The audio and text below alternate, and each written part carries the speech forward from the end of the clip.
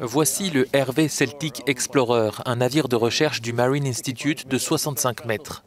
À cette époque de l'année, chaque année, nous effectuons cette étude sur la pêche, qui fait partie du programme du groupe de travail international sur l'enquête, sur le chalut de fond.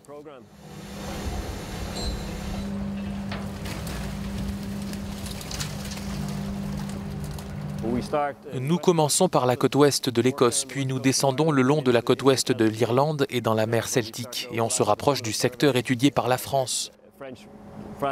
Nos recherches se chevauchent avec les leurs. C'est un programme de 6 semaines.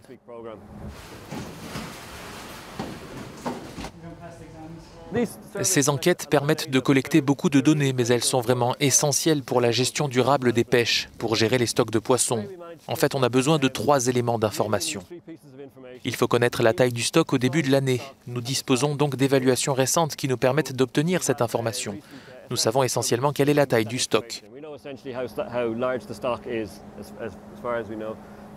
Puis nous avons besoin de connaître la quantité de poissons qui a été retirée par la pêche au cours d'une année par l'industrie commerciale pour la consommation humaine.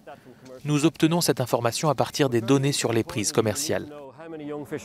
Mais ce qui est très important, c'est que nous devons savoir combien de jeunes poissons entrent dans la pêcherie pour remplacer ceux qui ont été retirés.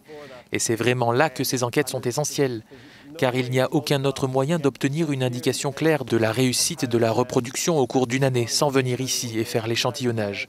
Sans cela, les modèles ne peuvent pas être aussi fiables.